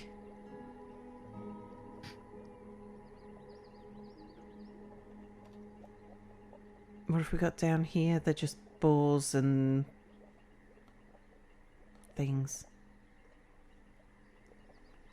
But yeah, don't fancy an undead giant in particular, because that would be difficult to crush using drawbridges. Oh, we wouldn't be able to crush a giant. So I don't really want that. I think that's the only thing we've had on the map that would be a problem for us. I made that mistake. I thought ogres were crushable, but yeah. I actually closed the gate on an ogre and the bridge exploded, and then I realized I was in trouble. Yeah, indeed. No. That was probably the closest I ever came to losing a mega project for it too, because I was making a giant clear glass dome on that I was going to flood with water before the Steam version came out. And the army literally fought them to the last person, and then the siege broke right as the last person. And he was wounded too. It was really lucky.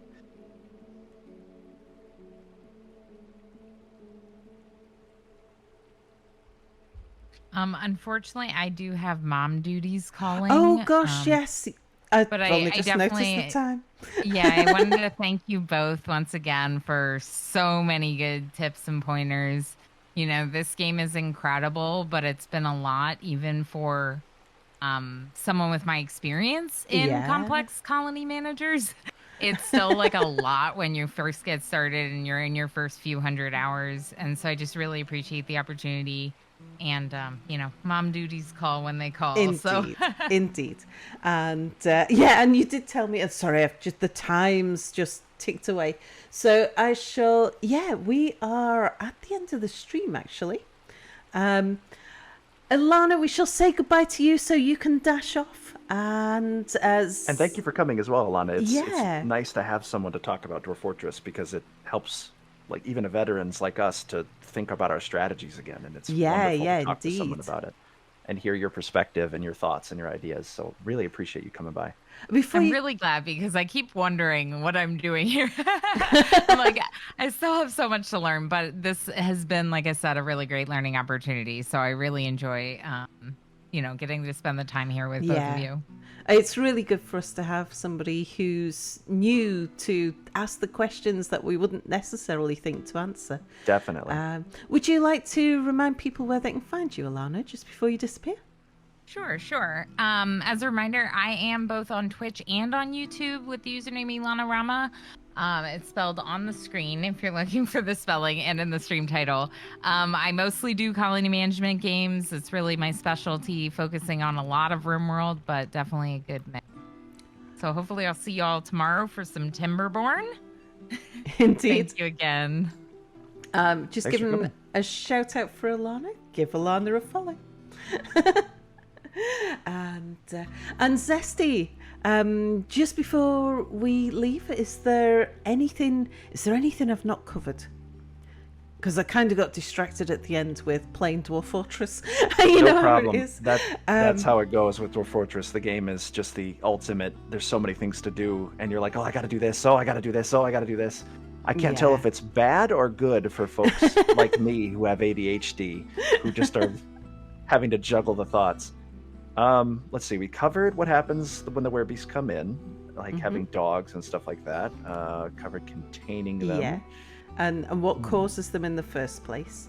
Oh, did we mention that that the trigger is a population of 50? If you've got a population of 50, then Werebeasts will be attracted to your fortress. But if you keep your population below 50, there's still a chance. Because if a Werebeast happens to be wandering around the map and just happens upon your fortress, they'll still attack. And I think you sort of talked about that, but it's good to hear. Full out. Yeah, that's true.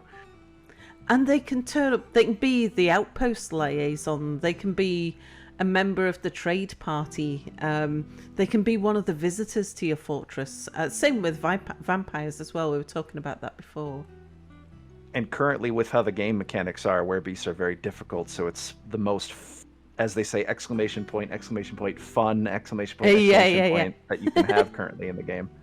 Yeah. What else did we cover? Anything we've not covered?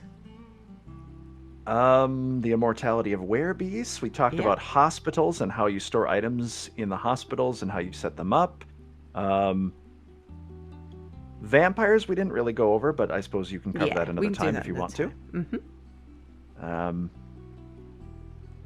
soap and crutches and gypsum plaster is a good thing to have for hospitals if you want to trade for it. I believe it makes... That's something we didn't cover, I guess, is that gypsum plaster is a good thing to have because it creates casts for your dwarves, and I believe it allows them to still manipulate, or it makes them heal faster. I can't remember which. Yeah. Yeah, I think we've covered everything that Sounds we good. Intended to cover. And yes, sorry, got distracted just playing Dwarf Fortress at the end there. We all do. That's fine. It's with it being my live fortress as well. I can't just let it go to pot. So it's because I'm actively working on this fortress. So yeah, I just had to take care of things while dealing with the various things that were going on. But yes, successfully. So we did a bit of science. We now know that even if they're friendly, while they're in Werebeast form, they won't get caught in a cage trap. But yeah, if you have them run through cage traps once they turn back, they'll get caught. Not if they're your own people, but as long as they are somebody else's people, they'll not a member of your caught. fort, but listed as just friendly or a visitor or something. They can get caught. Anything else. That's good. And of course, if they're an enemy, they'll also get caught in a cage trap. Only sentient creatures can become Werebeasts, so you get them as humans, elves, goblins. I've never seen a kobold Werebeast. I think in the modded one I have it does, but I don't know if it's in vanilla. Yeah. It might just be because of the rarity of kobolds. I've never actually come across them.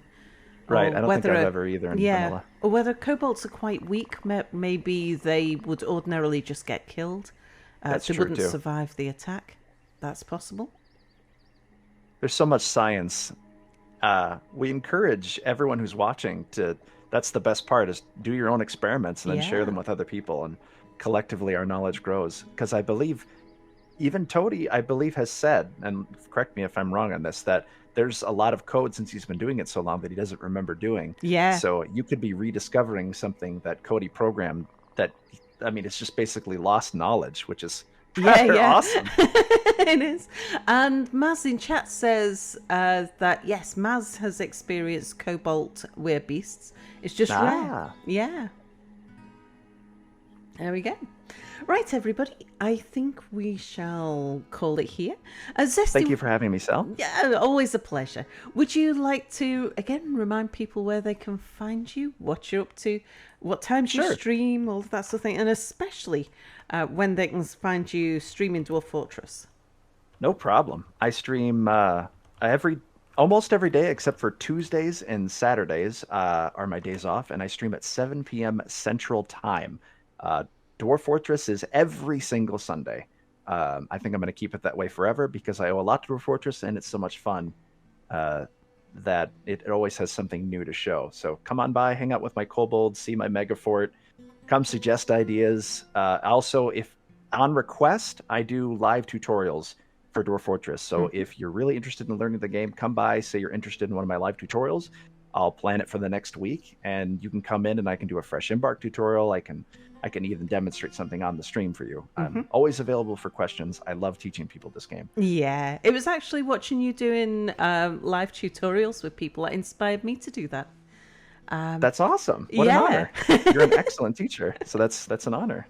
So I stream, I'm Salford Sal on Twitch, and I stream at the moment, it's every Wednesday and Friday evening.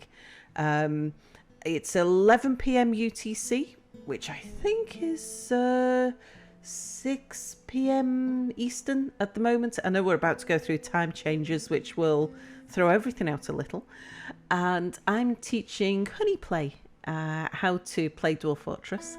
And it's been an amazing experience because Honey isn't from a colony manager background. So this is really new to her, and she's fascinated. And just things like when she comes across like the dwarfs, like she'll look at a figurine and the figurine will be of something amazing. That's awesome. I gotta go check out your VODs. That sounds wonderful. Oh, it's lovely teaching somebody how to play. Time zones are subjective indeed. So anyway, right, we shall call it here. Thanks for watching, everybody, and thank you so much for joining us, Zesty. Yeah, thank you for joining us. You guys are the best.